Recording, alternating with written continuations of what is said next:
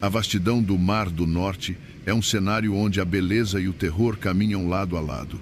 Durante os meses de inverno, quando os ventos sopram furiosos e as águas se agitam, ele se transforma em um dos mares mais perigosos do mundo. Nossa história começa com o imponente navio cargueiro Oceano Valor, uma embarcação com mais de 300 metros de comprimento, projetada para enfrentar os rigores do oceano. Mas nem mesmo um gigante como o Oceano Valor está seguro quando a natureza decide mostrar toda a sua força. À frente do navio está o capitão Marcos Villani, um veterano do mar com quase 30 anos de experiência navegando por alguns dos oceanos mais traiçoeiros do planeta. Com ele, a fiel tripulação composta por Pedro Rios, o imediato responsável pela segurança da carga, Miguel Torres, o engenheiro-chefe que cuida das máquinas, e André, o jovem marinheiro em sua primeira viagem no mar aberto. O Oceano Valor tinha uma missão simples: atravessar o Mar do Norte e entregar sua preciosa carga de petróleo bruto em um porto seguro. Contudo, os relatórios meteorológicos já indicavam uma mudança no tempo. Nuvens densas se acumulavam no horizonte e o rádio transmitia alertas de uma tempestade que estava se formando. A equipe sabia que seria uma viagem difícil, mas ninguém esperava o que estava prestes a acontecer. À medida que o Oceano Valor avançava pelas águas revoltas do Mar do Norte, os primeiros sinais da tempestade começaram a aparecer. O céu, antes apenas cinza, começou a escurecer de forma ameaçadora, como um manto sombrio que cobria o horizonte. O vento aumentou rapidamente de intensidade, assobiando entre os contenires e açoitando o convés com rajadas geladas. Gotas de chuva finas logo se transformaram em verdadeiras agulhas d'água, lançadas violentamente contra as janelas da ponte de comando. Dentro da cabine, o capitão Marcos Villani observava o radar com uma expressão fechada. As manchas vermelhas que indicavam a força da tempestade pareciam crescer a cada minuto, como uma fera enfurecida pronta para devorar o navio. "Miguel, como estão as máquinas?" perguntou o capitão pelo rádio. A voz rouca do engenheiro-chefe Miguel Torres soou do outro lado. "Todas as turbinas estão funcionando, mas o mar está puxando forte, capitão. Recomendo reduzir a velocidade." O capitão assentiu. Diminuir a velocidade poderia ajudar a evitar que as ondas maiores jogassem o navio de um lado para o outro. Mas havia um problema. A carga de petróleo precisava ser entregue dentro do prazo e cada minuto perdido significava prejuízo. "Pedro, verifique o estado dos contêineres e certifique-se de que tudo está seguro. Não podemos nos dar ao luxo de perder carga no mar." Pedro, que sempre mantinha a calma mesmo nas situações mais adversas, deu um breve aceno de cabeça e saiu apressado. Enquanto isso, o jovem marinheiro André Carvalho estava no convés, segurando uma corda presa aos contêineres.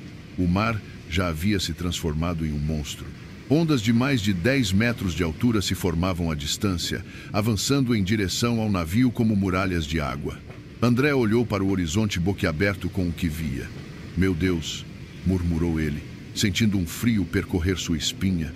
As ondas gigantes começaram a bater contra o casco do Oceano Valor com uma força brutal, fazendo a embarcação estremecer. O som era ensurdecedor, como se milhares de trovões explodissem ao mesmo tempo. Água salgada invadia o convés, encharcando tudo e todos. "Capitão, temos um problema!" gritou Pedro pelo rádio. "Um dos contêineres está solto e pode se desprender." O capitão sentiu o coração apertar. Um contêiner caindo no mar não apenas representava uma perda de carga, mas poderia desestabilizar o navio e colocar todos em sério risco. "Miguel, prepare-se para manobras de emergência. Pedro, André, segurem aquele contêiner de qualquer jeito." Os dois marinheiros correram pelo convés, lutando contra o vento e a água. André, mesmo sendo mais inexperiente, segurava firme a corda, com os músculos tensionados ao máximo. Cada segundo parecia uma eternidade enquanto tentavam prender o container novamente. De repente, uma onda colossal se formou à frente do navio. Ela era monstruosa, com mais de 20 metros de altura, alta o suficiente para encobrir o Oceano Valor por completo. "Segurem-se!" gritou o capitão Marcos, segurando firme no painel da ponte. A onda atingiu o navio com uma força descomunal. O impacto foi tão forte que fez o Oceano Valor inclinar violentamente para o lado, quase virando. André foi arremessado contra um dos contêineres, mas conseguiu se segurar a tempo.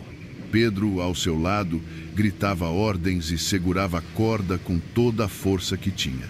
Na sala de máquinas, Miguel tentava manter tudo funcionando. Os motores rugiam como feras lutando contra as forças da natureza. "Capitão, estamos perdendo potência", avisou ele pelo rádio.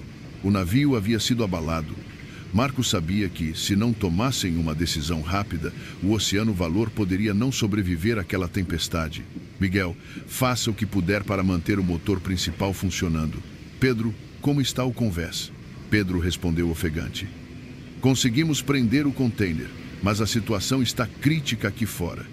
A tempestade parecia não ter fim. O vento rugia como um demônio enfurecido e as ondas continuavam a crescer.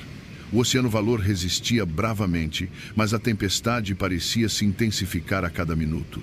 As ondas colossais continuavam a golpear o navio como gigantes, tentando esmagar o aço de sua estrutura. A visibilidade era quase nula. O céu se tornara um breu absoluto, cortado apenas pelos relâmpagos que iluminavam o cenário apocalíptico por frações de segundo. Na ponte de comando, o capitão Marcos Villani agarrava o timão com força, lutando para manter o navio na rota correta. Seu rosto estava tenso e gotas de suor se misturavam com a umidade que escorria pela cabine. "Miguel, como está o motor?" A voz firme do capitão soava pelo rádio. Do fundo do navio, o engenheiro-chefe Miguel Torres respondia com dificuldade, a voz abafada pelo som dos motores rugindo. "Capitão, estamos perdendo potência no gerador secundário. Não sei por quanto tempo as máquinas vão aguentar." Marcos fechou os olhos por um breve instante, tentando calcular a melhor decisão. Ele sabia que, sem potência suficiente, o navio poderia ser arrastado pela corrente e virar presa fácil para as ondas monstruosas. "Façam o que puderem para manter isso funcionando, Miguel", ordenou ele, virando-se para o imediato Pedro Rios, que continuava ao seu lado. "Pedro, vamos ajustar o rumo. Temos que enfrentar as ondas de frente. Senão, o navio pode adernar." Marcos fechou os olhos por um breve instante, tentando calcular a melhor decisão. Ele sabia que, sem potência suficiente, o navio poderia ser arrastado pela corrente e virar presa fácil para as ondas monstruosas. "Façam o que puderem para manter isso funcionando, Miguel", ordenou ele, virando-se para o imediato Pedro Rios, que continuava ao seu lado. "Pedro, vamos ajustar o rumo. Temos que enfrentar as ondas de frente. Senão, o navio pode adernar."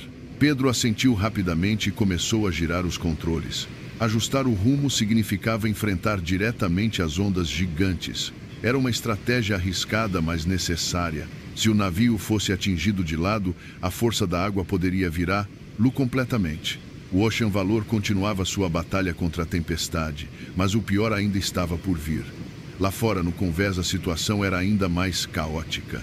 André estava encharcado da cabeça aos pés. Suas mãos doíam de tanto segurar as cordas dos contêineres, e o frio cortante do Mar do Norte parecia penetrar até os ossos, mas ele não podia parar. Uma pausa significava perder a vida.